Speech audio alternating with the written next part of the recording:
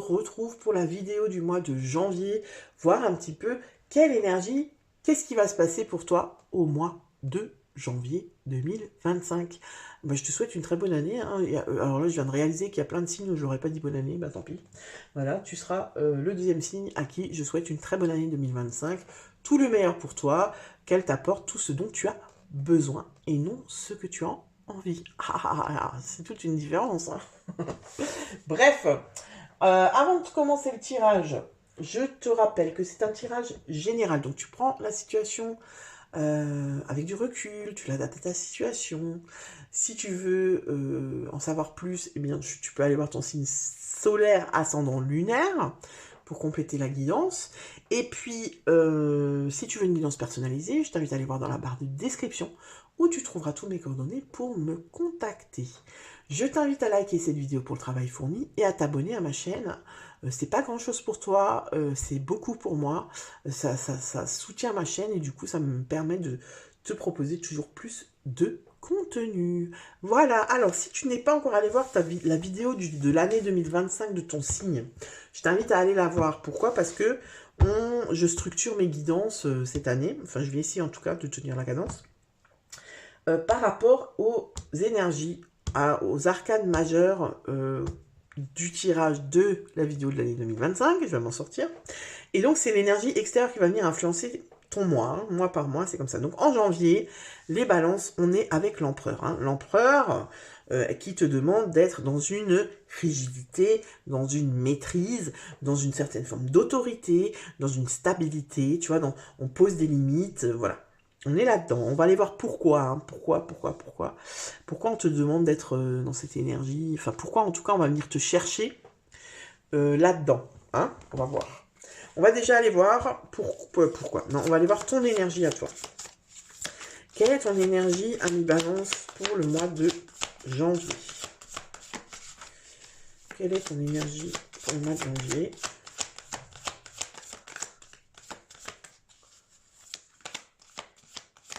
Non, oh là là, ce jeu il m'énerve. Les cartes elles sortent toujours par deux, c'est vraiment chiant. Alors, énergie, ton énergie, ok, on est en harmonie. Nanana. Au secours. Alors, c'est pas mal. Ton énergie à toi, on est dans le 10 de coupe. Le 10 de coupe, on a envie d'harmonie. On a envie d'être bien dans son cocon. C'est l'harmonie familiale, c'est le bonheur, c'est l'amour, c'est l'unité. Tu vois, on a envie de coucouner, on est dans un truc, on a envie d'être bien, d'être serein, d'être au top, que tout se passe bien. Tu vois, ça fait un peu, c'est un peu comme les films de Noël, là. On a envie que notre famille, elle ressemble un petit peu, enfin que en tout cas tu sais, notre environnement ressemble un petit peu au film de Noël, là, où tout est beau, tout est magnifique.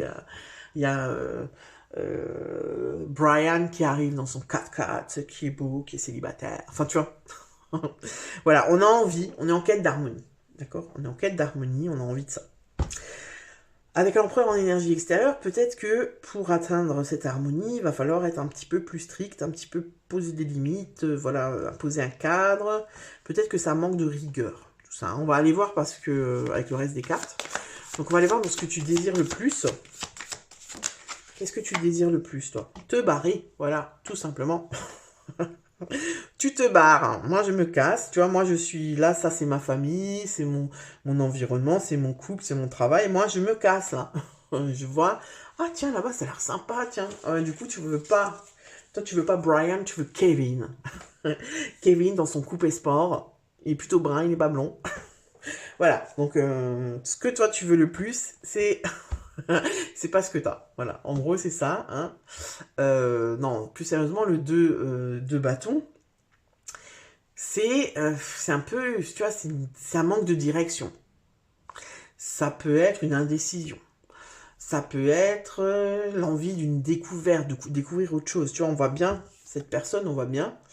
Tu vois, elle a le globe, là il y a le van, et en fait, elle est chez elle, tu vois, ça elle connaît. Ce côté-là, elle connaît.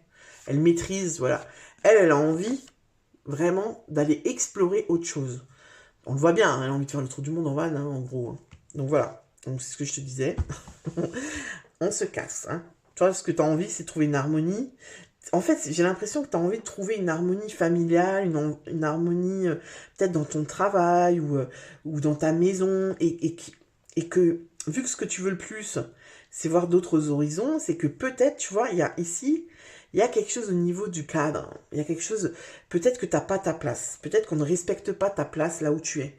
Peut-être qu'on ne te respecte pas au travail, tu vois, qu'on te prend pour un larbin, machin, alors que toi, tu sais que tu as beaucoup plus de capacité de connaissance que ça, tu vois. Peut-être que tu es, je sais pas moi, femme au foyer et que ben, on respecte pas ce que tu fais, on voit pas ce que tu fais, on te remercie pas, machin, enfin bref. En tout cas, toi, tu as envie de quelque chose d'autre, découvrir de nouveaux horizons. D'accord? On va aller voir qu'est-ce qui va t'aider justement à te barrer. Qu'est-ce qui va t'aider à te barrer? Peut-être que c'est Kevin, peut-être que c'est Brian, peut-être que c'est... Ouh! Ah, dommage qu'il y en ait deux. Hein. Peut-être que c'est l'empereur, mais tu l'aurais deux fois. Hein.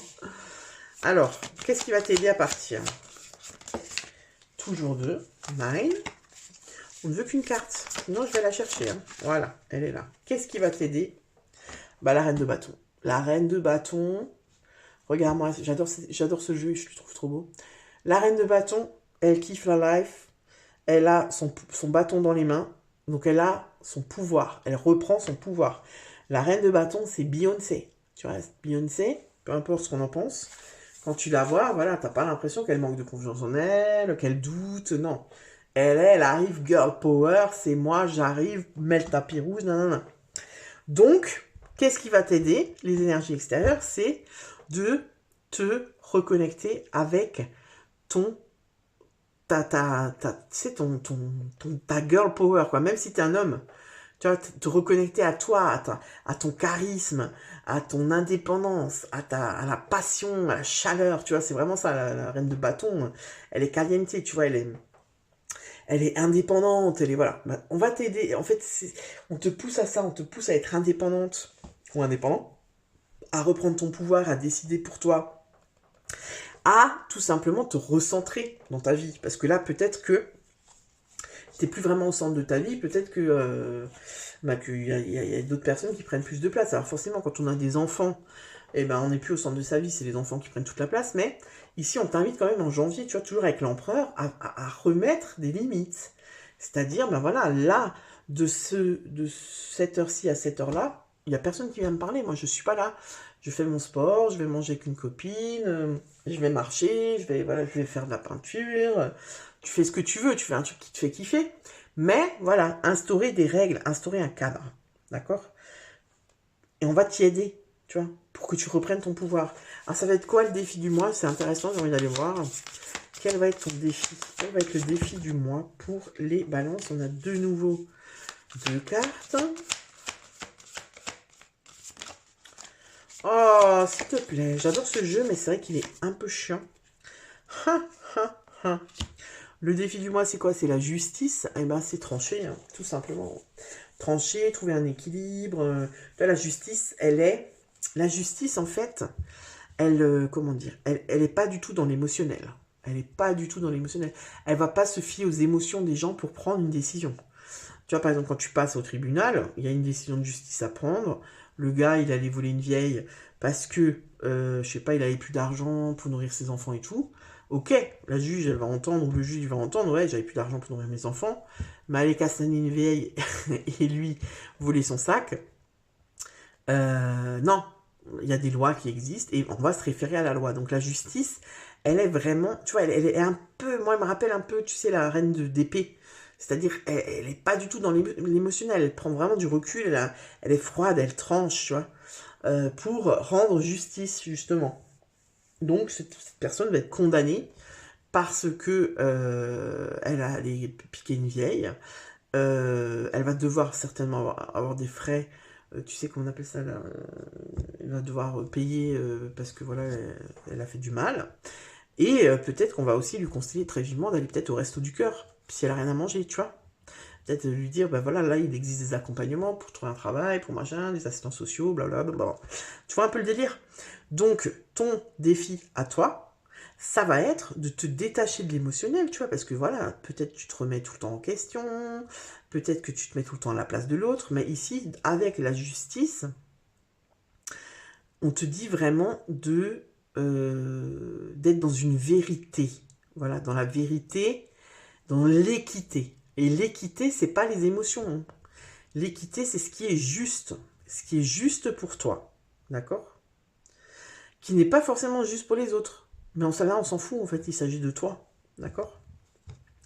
Voilà, donc ça va être ton défi du mois, donc ça va être compliqué, hein, ça va être, voilà...